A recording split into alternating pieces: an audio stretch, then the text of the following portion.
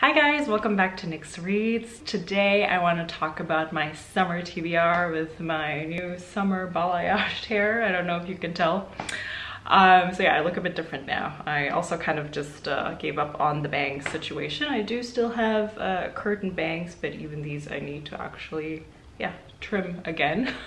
Anyways, it has been an interesting month. You'll see in my May TBR that I actually read a bit less than usual because there's been a lot happening at work. So I basically got promoted and that led to more responsibilities and more working hours. And then we also just had Victoria Day here in Canada, so that was a bank holiday. And I actually did a little trip to Ottawa for the Tulip Festival, which was nice. That was a random life update.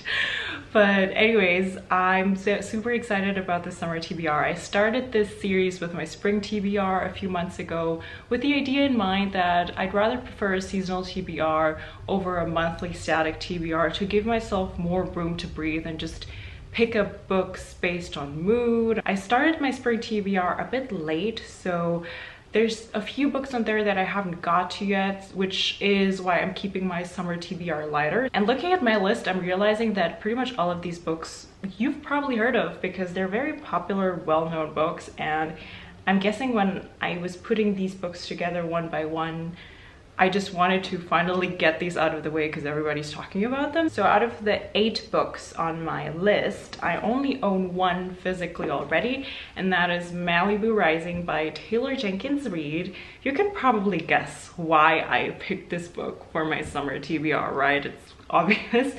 So I read Daisy Jones and the Six and The Seven Husbands of Evelyn Hugo by Jenkins Reid. They're very well loved. I personally preferred Daisy Jones and the Six over The Seven Husbands of Evelyn Hugo. I keep thinking of The 7.5 Deaths of Evelyn Hardcastle. I'm sure this will be amazing. It's, I think, about the fictional kids of a rock star, which was already featured in one of her previous books. And they throw a house party, and at the end of the night, the house is up in flames, and you're kind of figuring out why. So Jenkins Reid is amazing at writing fictional, famous characters in a way that it feels like they actually did exist. They feel so real. It feels like you want to go on their Wikipedia page afterwards and read more about them. My critiques for the first 2 books that I read are the same. I did not like how the author felt to throw in kind of a wild card at the end of the book to have kind of a surprise effect. Doesn't really do much for the story in my opinion. We'll see. The next book is also on my most anticipated list of 2022 releases, which there's only 3 books on there, I think. It's The Hacienda by Isabel Canas. I technically wanted to read this in the beginning of May, right when it came out, and I'm gonna be transparent with you. The reason why I haven't is because it's so expensive. So it's not available in my libraries yet, and I want to read the physical copy. I don't have a Kindle, I don't have an e-reader. I don't think it exists on audiobook yet. And if I buy it new, it's 36 Canadian dollars without taxes for a 300+ page book. So I've been waiting for this to go on sale on Indigo because a lot of the times the new releases at some point they get like 20% off. So I'm waiting for that because it's just so much money, especially putting it into perspective with me having recently been to a library sale, which you can watch if you want. I picked up, I think it was 13 books for like 26 bucks, so paying 36 bucks for one book. Like I want to support the author, but I also want the book to go on sale. Don't know too much about this, want to stay as blind as possible. I think it's kind of like a gothic haunted mansion situation that takes place in Mexico or somewhere in Latin America. So it's giving me so much Mexican gothic vibes. And I loved that book, so that's why I really want to pick this up. And I do want to film a standalone review on this, but first I need to get my hands on it. Next up, I really want to get to Kazoo Ishiguro. So I want to read Never Let Me Go by him. I think it's a good book to start since I guess it's one of his most famous works. And I think it's dystopian / sci-fi.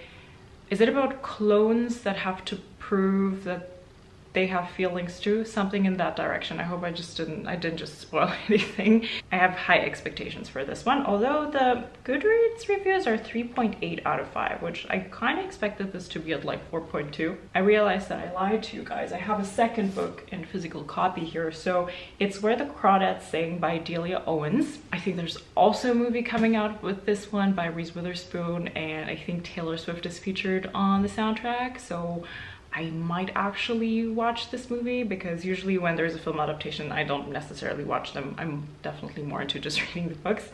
So I have the German copy here. My friend who came to visit me last autumn, she read it as well.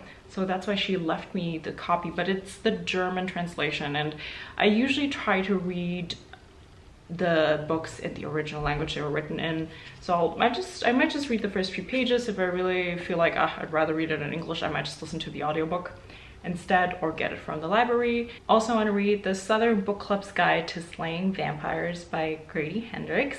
I've never read anything by Hendrix before, heard a lot of awesome things about this, but also some controversial things. So if I'm not mistaken, some people said that he writes female characters not very well, maybe even with a sexist angle, so I'm a bit scared of that. Is it about vampires suddenly showing up in the southern states of the US? I think so. It sounds intriguing to me, that's why I want to pick it up. Next up, a book where I saw a bunch of very mixed reviews. It's You Love Me by Caroline Kepnes. I loved the first book. The second book was okay. I can absolutely recommend you the Netflix show on You. It is so good. Love Quinn on the show, who is played by Victoria Pedretti, which I already loved so much in The Haunting of Hill House and The Haunting of Bly Manor. She plays Love Quinn. She's absolutely amazing. Also, I'm obsessed with Love Quinn's wardrobe on the show. Everything she wears, down to the accessories, is amazing. The unique thing about You by Caroline Kepnes, if you don't know yet, is that it's written from the stalker's point of view, in second persona. So it's sentences like, I watch you undress in front of your window. It's that kind of vibes. It's complete bonkers. The characters are all incredibly flawed, but it is so much fun. Moving on to two sci-fi books. Project Hail Mary by Andy Weir. I think it's about an astronaut going into a space mission and then something goes wrong. Maybe he's left alone. Something along those lines, right? I mean, it's the same author as The Martian, so I think from like concept-wise, it's kind of similar. Just heard so many good reviews about it. Apparently it's incredibly gripping and the story's great, and I will fly through it, so I'm hoping that I will give this at least 4 stars. And then Dune by Frank Herbert. Yes, I am hopping on that bandwagon. It was a good movie. It wasn't perfect, but I can see how if you maybe read the book, the world building is going to be 100 times better. So that's why I'm intrigued to try at least the first one and just go from there. And then last night I made a mental note that I also want to pick up a really, really good new fantasy series this summer.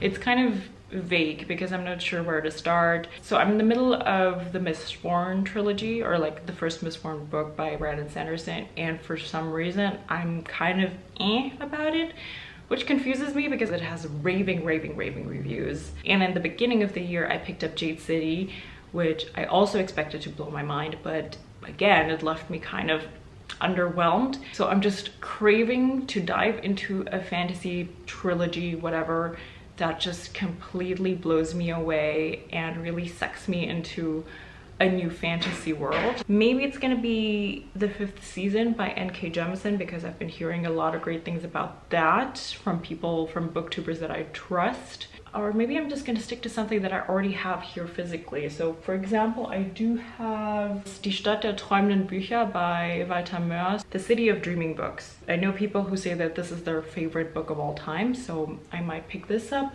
Or possibly Momo by Michael Ende. This is also the German original version. I know this is also well-loved. I think it's more middle grade than adult. Or I'm just finally gonna read Rule of Wolves by Leigh Bardugo. But this would be more just to get this out of the way. So I'm asking you, do you have a 5-star fantasy recommendation for me? It can be a standalone, it can be within a series, it doesn't matter. What is a fantasy book that just completely sucked you in and you loved it so much? That is my big question for you in this video. Please let me know. I need a bit of guidance. I know I was a bit vague on the summary description of these books just because I think you probably have heard of them already, but I will leave all the titles and the authors' names in the description box below. So if you're a bit intrigued, then you can go ahead and search for that book on Google, on Goodreads, whatever you want to use to learn more about the plot. And lastly, I am going to travel this summer since I'm triple vaxxed and everything.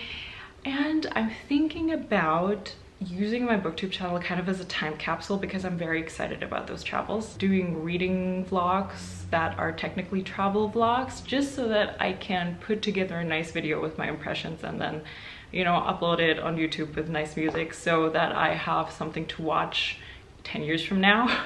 Thank you so much for watching. So don't forget to leave me your fantasy book recommendations below and tell me which book you really want to get to this summer. Please give this video a like if you enjoyed it, and don't forget to subscribe if you want to listen to more bookish content from me. Bye guys.